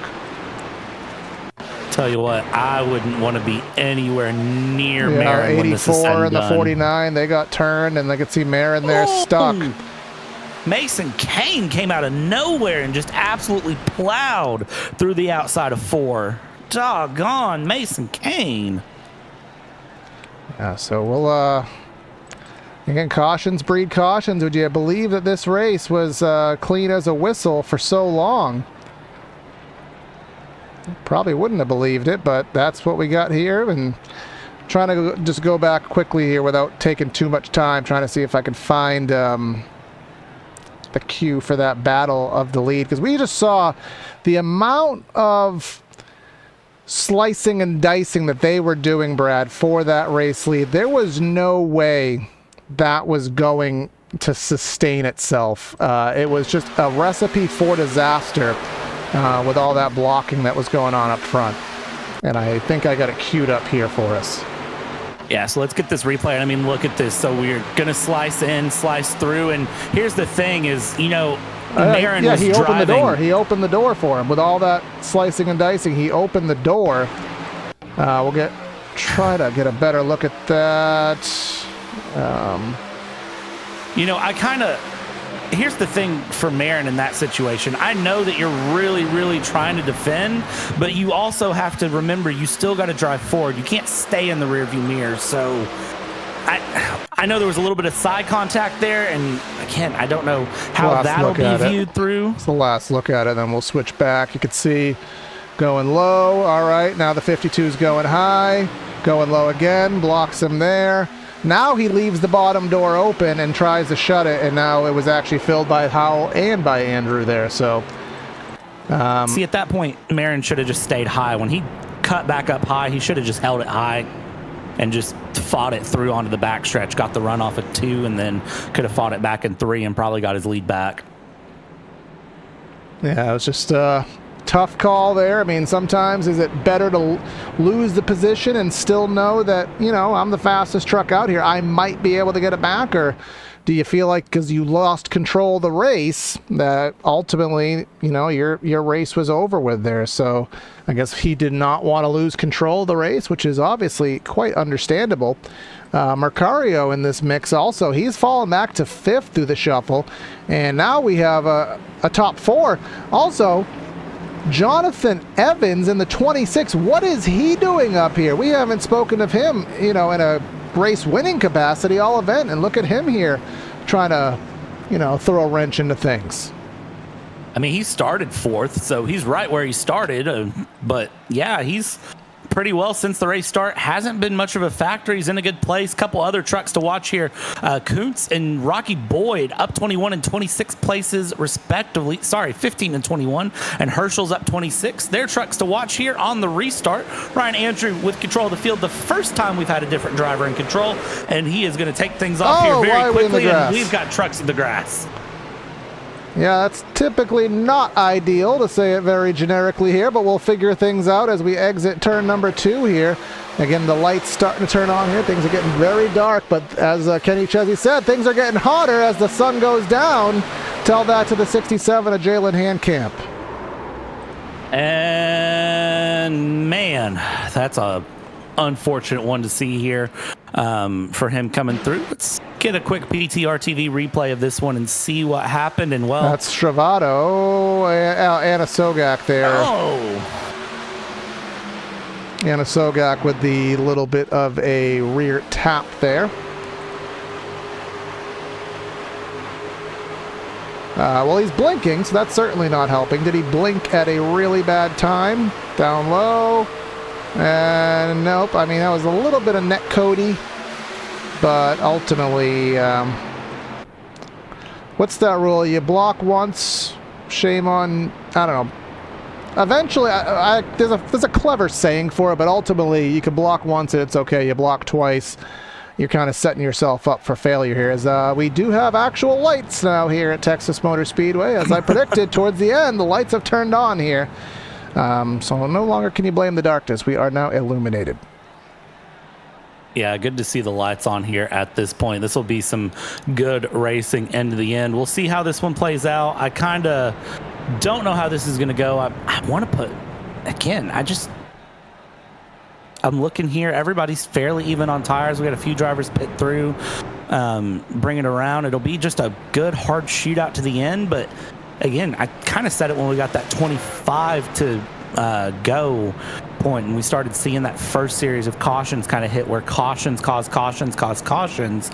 I kind of said that everybody was going to be taking the gloves off and things were going to get wild, but really was not expecting this. So we'll see what comes out of this one when it's all said and done. It's going to be interesting to see if there's any green-white checkers that get involved and how they fight things out. Yeah, Mercurio here, he's in the third spot. He gained a little bit of time there being on that inside lane for the restart. We'll see what he can muster this time by for this upcoming restart down to the inside. But Andrew and Howell up front. I mean, we saw Howell have that amazing short run pace. They're all on the same set of tires at this point, so we don't really have that to be a consideration in the race. It is solely going to be a matter of just getting your truck in the right spot, getting the right push from behind, and ultimately just playing as good of defense as you can play offense. Yeah, I think the big thing, though, with that defense is you don't want to do what we saw there and swerve all over the track. Try to hold your line. Try to just hold things out and shut things in where you can. It's going to be interesting to see how Ryan Andrew does that. Mercurio, though, in third, I think he's going to be one to really watch out for, that 82. That 82 has been playing second fiddle all night, and I think Mercurio is going to be very much ready to be up in the front. So if Peyton Howell and Ryan Andrew don't nail this restart and don't absolutely get the run through 1 and 2, I have a feeling that we'll be calling a new leader once they come around. We'll just, as a little note here in the back, Travis Beckner is the highest running driver on tires right now. Well, I guess everybody has tires, but he has the freshest tires of the bunch, about 6 lap fresher. He is going to be in that 12th position. So, I mean, the rate they're going, never say never. It just takes another big one, and you could gain 3, 4, 6 spots at a time. I mean, we saw, if you watch the Xfinity Series race, we saw Austin Hill go from 5th to 1st and half a lap at Martinsville just by how the cookie crumbled. So we'll see what happens here at Texas. We started off a little bit rough, then we had about a 70 some odd lap green flag run, and now it's been very much a struggle to run these last 20 circuits around the Texas Motor Speedway for the Area Truck Series. But our starting lineup has been shuffled. Our race dominator is all the way back in 26th, and who is going to come out of the woodwork and win tonight's race? I thought I was going to 1 to green there, set myself up just to swing and a miss as we go to 1 to go this time by. Yeah, let's see how this one plays out here. New bets on the night. If anyone has a bet, feel free to place it in chat. Yeah, I'm done. This isn't fantasy where we get to pull a car out of the garage, and even if we did, it was past halfway. So I bet on Marin. There was a good bet. I forget who you bet on. Mine was Brad Slaughter Jr., who's currently running P11. So I think by that regard, technically, I'm leading you in points for the fantasy series. I think to quote how the kids say these days, he's been pretty mid here today. He's not been bad, not been amazing, just kind of been right around that top 10 as I covered my little back end here. I think did I get all my ad reads in early? Wow, go me. Covered all the P's and Q's here. Again, the Area Truck Series here at the Texas Motor Speedway, and we'll see how this does play out here. Again, I think that number 8 is going to be in a really good spot. A little bit of a blink from Peyton Howell there, but we saw the speed he had on that last run, but that speed means nothing if his connectivity is going to be astray here. But here we come off turn number 4. Take him for this restart, Brad. Yeah, and as they come off of 4, the one thing I will say is there's some pretty significant storms coming across the Midwest. So Missouri, Nebraska, Iowa, Illinois, Oklahoma, Texas, they're hitting some storms. Could play into the connection, but either way, 9 laps to go here as we go. And there's the jump. The 52 tried to get it. He got scared, I think, of getting called out for passing the leader. And now we're back green. Ryan Andrew there with a good lead. Watch out for Mercurio, though, as Mercurio is going to be looking very, very good. Meanwhile, Ryan Andrew holding on to it through 1 and 2. Can he keep that together? Mercurio blocking way down low. Make a big swerve, Peyton Howell. Doc Hong, guys, I thought we learned not to do this already, but let's do it, why don't we? Into 3 and 4 we go. Double file around. Track's getting dark. You got to really pick your points here. No headlights on these trucks as they come through. Ryan Andrew will lead this lap. 7 laps to go as they cross the line. Yeah, we are right doing some bump drafting for the lead. Howell, he was going to the outside of Marin earlier with success, and now he's going to try to go to the outside of Andrew, but that opens the door for Matthew Batby in the 89. Now we're starting to run a super speedway straightaway line. We're going as low as we can, trying to block that real estate here. 52 straight bump drafting the 8 through 3 and 4 here. That is a little bit light on the rear here at 3 and 4. You need that downforce. Can't have downforce if your rear tires are in the air. Yeah, and as they come through down on the front stretch, look at this swerving all over the back, but it is still the 52 Peyton Howell, Ryan Andrew battling it out. I like Peyton Howell on the high line there. I think that's a good position, but that gap opens up a bit more, and well, just mind yourself, make sure you got enough room. They're going to run each other all the way down, and there's a big spin from the 26 back up in the field. This is going to get real ugly. Somebody upside down. Who is that? Yeah, well, it all started with a wreck with the 26. I think Mercurio may have got a little bit feisty there. Let's take a look at the replay. Yeah, a little big block by Evans. And so obviously that block went wrong. The 71 Tanner Love involved. Let's just get one more look at that. I mean, ultimately, when you go down to the flat, when you block, you're not. Nobody has to give you space to come back onto the racetrack here. Mercurio was off the racetrack, and the 26 did not leave him a lane there. And then look at that, just everything I think that was chaotic. Gabe Herschel. Oh, yeah, we got to get an onboard of this one. Yeah, we do. I was going to say, if you got a static turn 3 cam, that'd be a good one to see here. Hop on board with Herschel. Watch this. This is a hard lick coming through, and there's absolutely nothing anyone could do to avoid it because he just dropped straight up, and I mean, you can't avoid that. It's just game over. Yeah, and just about went on his lid. Oh, who was that?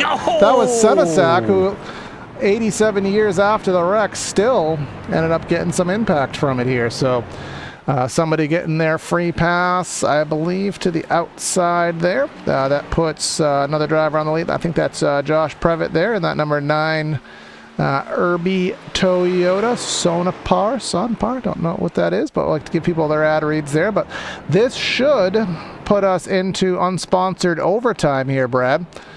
So a race that we thought was going to go clean and green after that initial caution. Let's take a look. It's not worth playing the game at this point, but we've gone from 1 caution and about a 90-lap green flag run to 6 cautions here, all in the last 25 laps. Seth Noel, fastest lap of the race. Where'd that come from? Seth Noel's been pretty quick. The big thing that I will say, Seth Noel's been quick, but at the same time, that 23:32, it was very consistent. Marin's all the way back up in the 16th, by the way, here. We'll see how that plays out for him, if he can at least salvage a top 10 for what could have been here on the night coming through. Why is it so dark? I don't know. I was going to ask you that because it's pitch black on my side right now. Of course, I have the different pictures to you, but so the lighting is on, and the light is actually transmitting. This. I don't want to bore people with the technicalities here, but basically, there's a certain point when the lights turn on, like visually, you'll see the light poles turn on, but then there's a point about 10-15 minutes later when the light actually works. It's called night mapping, something that nobody cares about. It's just how iRacing works. I can tell you the lights are on. They are actually emitting, but it's just it still is dark. I don't know if I have any filters on here. No, making it look darker than it's supposed to be, but our feeds look the exact same. I mean, I'm looking again, just a little peek behind the curtains. I've got a separate feed up along with the broadcast feed that you all see, and I mean, mine is just as pitch black as yours. So, all right, I just want to make sure. I do have a little bit of a boost here. YouTube, whatchamacallit, YouTube. What's that word I'm looking for when a video renders to the YouTube encodes? There's a little bit of quality loss there, so I kind of boost a little bit of color just to kind of make it look pretty, but Either way, as long as you can see what's going on, then that's all that matters. But come through 3 and 4. Oh, no, is that the light? I can't tell, but does not matter. We're just yabbering on, and this is going to keep us in regulation.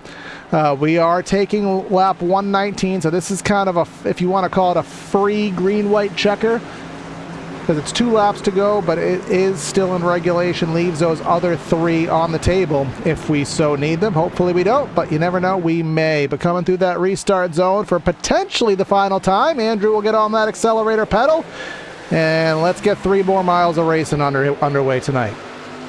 Andrew not with the best takeoff there compared to what he's had. That 52 of Peyton Howell looking pretty good. That 82 behind of Mercurio also looking good. We come through 1 and 2. The 52, a little bit of a rear bumper tap here there. We go. Another tap. I mean, they're running all the way down. Look at this. This is just hard racing here in Texas. Who feels like the cowboy? Who's the hero of the story? And well, who's going to be left out in the field? We're going to find out of 3 and 4. Watch this one, Corey. Bump, and a white flag. Yeah, so we're going to finish this thing one way or another. We've had blocks worthy of Legoland here, and I think a little bit of a bump and run, washing up the track, getting them loose, gets them squirrely up the track into no man's land is Ryan Andrew. That gives Peyton Howell the race lead, but he has lost his momentum. He is now fighting with Jordan Kuntz, who has the run through 3 and 4 on the outside lane like 2 trailer park girls. He's trying to go around the outside. Mercurio looking for a peek to the inside, but Peyton Howell will survive,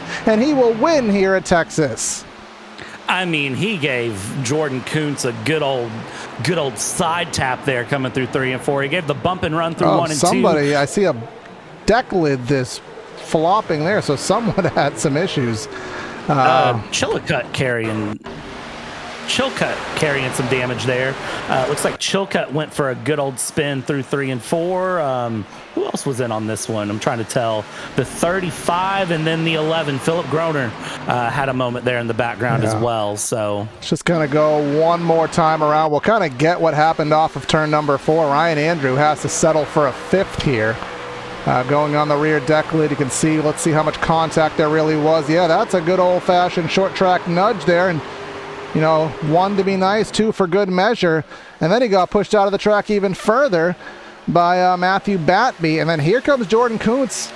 I thought this was going to work. I thought he was going to actually be in the best spot. But that little bit of contact, they were both fighting for the same lane. That lost enough momentum, and Mercurio did not have the opportunity to make a 3-wide pass move. So Peyton Howell will get to celebrate here tonight, and he led a massive amount of laps. 1. But he led the one that matters. 1 lap, all that matters. Nobody remembers who led lap 1. Everyone's going to remember that lap 120 was Peyton Howell, though. I mean, great run from him there. That final lap, I mean, he channeled some short track run there with a little bit of bravery to get that done. And Lady Luck also was on his side. When it's all said and done, he'll be drinking the victory fuel tonight. I'll be drinking that victory fuel indeed. You get your caffeine-free flavors like Throttle Punch, Purple Potion, or Lucky Lemon. Each can packed with electrolytes charged with vitamins and kid-friendly. Get 10% off your order with code Area iRacing at checkout. Our race results here are as follows. Peyton Howell gets that win by 7/100ths over Kuntz. Mercurio settles for a 3rd. Rocky Boyd in 4th. Ryan Andrew settles for a 5th, leading there at the white. Slaughter gets a 6th. Beckner gets a 7th. Batby was about 5th, I think, on turn number 2, settles for 8th. Conrath and Jake Nichols rounding out our top 10. Yeah, from there we're going to go P11, Gary Waterworth, and then Garrett D. Grant in P12. Sebastian Marin dominated this race, but in the end it's 13th when it's all said and done. Jake Fisher in 14th, Trey Edison in P15, Justin Anasogak in P16, Casey Lakatis P17, Bryce Sinisak in 18th, Mason Kane and Tanner Love round out our top 20. 21st through 30th as follows. Gabe Herschel 21st, Alex Chilcutt 22nd, Danny Ware in 23rd, Philip Groner. He had some bad luck, settles for 24th, Tyler Hallman 25th. Then we have Noel, Denise, Smith, Pierce, and Previtt rounding out our top 30. And we'll just let the rest scroll by there, Brad, as we get ourselves situated for our post-race show. Yeah, this post-race show is going to be a good one. I have a feeling that if you're Peyton Howell, you're going to be feeling about cloud 11 when it's all said and done, I would think. Had a good run there. Let's actually grab Peyton Howell and get a quick word in. So, Peyton, I got to ask, you led one lap, but when it's all said and done, that one lap is the only one that matters. It's that final lap. How does it feel to get that 52 in victory lane? Dude, that was, I'm shaking after that. I mean, I guess I can say I'm sorry to Ryan. I'm tired of getting blocked. You've seen Seb block me 4 times on the straightaway. I don't race like that. You block, you pay. So I'm not gonna get blocked anymore. But that was fun. I'm glad we could put the 609 powerhouse truck in victory lane tonight, and it's my first win at Texas. How about it? Let's go, dude. You know what? I didn't even notice this until just now. You went back to back for the win. Went in New Hampshire last week as well. So now you've won 2 in a row. Especially with this being a first win at Texas. How's that feel for you? Dude, that's badass. You're racing against some of the best in the series, and I mean, it comes down to a little bit of pushing and shoving, but that's all. I mean, that's all you can do. I did everything I could to not wreck him, and I didn't wreck him. I moved him. It's the second week in a row I've had to move somebody, but I mean, I hope he's not too mad. I mean, he blocked, and I moved him after he blocked, so I expect something coming back next week or leading up here in a couple weeks. He'll probably get me back, but it's whatever. I definitely think that might be something to watch out for here, Peyton. And I've got to ask you, next week is Watkins Glen. How you feeling about taking the truck around a road course? I feel like I can run top 5. Great road racer. I would say myself. I'm probably not as good as Brian, Pacioli, and all of them. So I'm hoping just for a top 5. I mean, if we can, try to race for the win, but I'm sure Brian or Pacioli will dog walk us next week. Well, Peyton, it was fun to watch you here tonight. Congratulations on getting that number 52 into this victory lane here in area, and we will see you next week at Watkins Glen. Real quick, can I thank my sponsors, Adrenaline Captures, Icon Apparel, Florida State Builders, Sport Clips, Nerditudes, HelloFresh, Race Stop Suicide, Blaze Designs. He's the one that made the truck that I race most every week. I don't know how to say his last name, but Matt Liveries, he painted this one up, so it's a little April Fool's joke on the truck. But yeah, y'all for putting on the broadcast, everybody for watching, Ben for letting me run this season, and see y'all at Watkins Glen.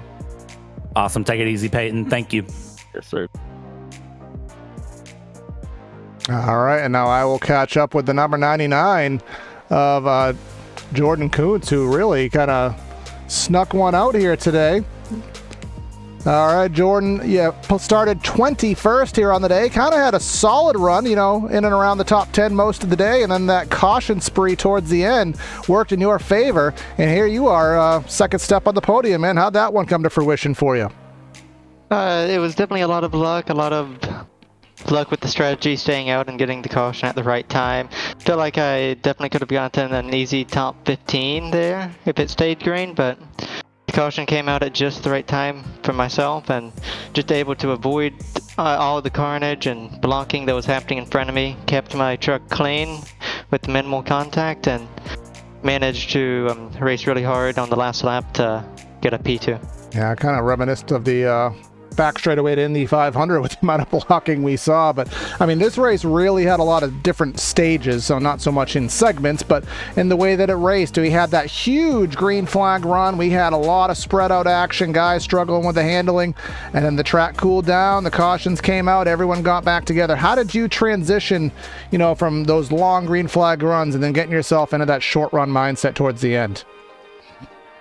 This track is definitely one of the easier tracks I feel for short run, as it's a lot more full throttle than most, and it was not really much of a change because you were going a lot slower on the long runs, and I had practice from qualifying, of course, so it's quite easy to switch. It was just more about judging who was going to be aggressive, where they were going to be aggressive, and how to avoid being a part of their aggressiveness. Precisely that. Next week we head to the road course at Watkins Glen, up the not the Irish Hills. Some kind of hills in New York. Can't think of it off the top of my head, but what kind of road racer are you? What can we expect out of you turning left and right next week? I've definitely been known for some good road racing in NASCAR cars, so hoping for a good result. I don't know how good these people are on road course, so I just hope for a good finish, keep the truck clean, and hope to get out another finish like this next week. All right, absolutely. Sometimes you got to be good, sometimes you got to be lucky, and it worked out for you today, man. We'll see you next week. Thank you. All right, and last but not least here on the evening, Brad has caught up with Brian Mercurio. Brian, it was a good run from you here. Started third, finished third, but I don't think that tells the whole story of your race. Do you? No. I mean, if we didn't get that caution there, I believe that was for Philip getting turned or wrecked by somebody there in the last set of pit stops. We would have probably finished second to Sebastian, so I definitely would have taken another second place. But yeah, definitely that third place. I mean, even in the late stages there, fell back as deep as sixth. So to be able to bounce back and finish third again, I think I've finished everywhere on the podium now so far. Only 4 races in, so take that for what you will. Yeah, I think it was a good race all the way through. You definitely were fighting there up front when it came through. But, Brian, I got to ask you, this run here at Texas, this track seemed to really, in that mid run, just that long green flag run, really seemed to come into its own. How'd you feel about that mid, 70 laps or so that ran just straight green? I was actually hoping for a little bit more. I think it was last year in Road to Pro. We were able to actually run almost anywhere on the track. Both turns. I mean, you'd never think you'd be able to do that in turns 1 and 2, run anywhere but the bottom. But there were guys running the second lane. There were guys almost running the fence, and then 3 and 4, everyone was moving around. So I was hoping we'd get to that point, but I think based on the time of day that we ran, just weren't able to. The track wasn't hot enough. We didn't fall off enough, especially turns 3 and 4. We were pretty much full throttle for majority of the run, so never really got a chance to kind of move around and explore and try to figure out other lanes. And I thought that maybe pitting later and having better tires, I'd be able to run down Sebastian, but he had all those lap trucks that cycled right in front of him, so he was basically just getting towed around there. So any advantage that I had on tires, I wasn't really going to make it up. And at that point, I was just going to kind of accept finishing probably second. But then everything kind of happened in the final couple laps and finished third. So I'm really not too upset. Yeah, I definitely wouldn't be upset about it at all. Still on the podium here. And Brian, what's going to be the goal going into Watkins Glen? How are you as a road course driver in the truck? I feel like I'm pretty good. I won one of the splits for Road to Pro at Watkins Glen last year. So, if I can get the pole, I feel like I can win. Even being second, it's just you're stuck right behind somebody, and even on the road courses, dirty air is really bad. So, expecting another big points day. Unfortunately, lost the points lead here to Peyton. So, as long as I can just keep banging out these podium finishes here, pretty much, we'll stay in contention for the points lead. And Coast to Coast Racing still has the team points lead here through 4 races. So that's really big here on out. Gabe was having a great run until he got wrecked late, or caught up in a wreck late. So a lot of positive momentum going forward. Absolutely. It's going to be awesome to see how the team goes, especially now since all of the babies are gone. So, Brian, we're going to let you go take it easy, man. Congratulations on the P3. We'll catch up with you next week. Appreciate it. If you don't mind, real quick, just want to give a big thank you to everyone over at Coast to Coast who racing along with me this season. Tim, Jake, Gabe, and Sean, whenever he can get a chance to fill into the driver's seat. Thanks to PrestonPartis.com, Rebel Rabbit, High Seltzer, T-Patch Designs, Paul Fod Racing, What's on Tap, Moras.live, all the partners who support us here at Coast to Coast. Appreciate you guys putting on a good broadcast. I know I have a bunch of people cheering on the Coast to Coast boys here in the chat, so it's always fun knowing that I got an audience watching along, and I appreciate you guys. Awesome. And thank you, Brian. Take it easy, man. Same to you. All right, so that'll wrap up our post-race show here today. Another great run by Area here today. I don't know why I moved myself down there. Whoops-a-daisy. It's getting late. But Brad, another great race, a long green flag run. But, you know, sometimes, as they say, things get hotter as the sun goes down. Yeah, I mean, it was a good run. That long green flag run, I think, was well needed for all the drivers to put them in the rhythm. And then, well, I think when everybody realized they were so close to the end, it was just gloves off. It was running through. It was hard racing, but I've come to expect nothing less from Area. The drivers know when to really turn the pressure up. They know when to, you know, keep it low and slow. They understand they don't win the race on lap 60. They know they got to get closer to lap 120 to find the win. And in the end, they did just that and put on an absolute doggone amazing show. Exactly that. So again, thanks for tuning in here to PTR TV. Make sure you hit the subscribe button here on our YouTube side of things. And if you are watching on Twitch, make sure you hit the follow button and help the channel out on the Area iRacing Twitch, and consider subscribing for $5 a month. Get all those fun little emotes. Brad will be live tomorrow night with the Elbows Out Racing League, and they will be doing some multi-class road course racing, so you can stay tuned right around 8:30 tomorrow and enjoy that. And we'll be back with the Florida State Builders Pro Series on Thursday night here on PTR TV at the Indianapolis Motor Speedway. Still looking to fill in some Mondays here on the channel, so if you are a Monday league or you know anybody, have them visit PrimetimeRacingTV.com. Got a couple openings. Would love to have you guys featured here on the channel. That's going to be Corey and Brad signing out of the booth. Have a great night, and we'll catch you next time. See you.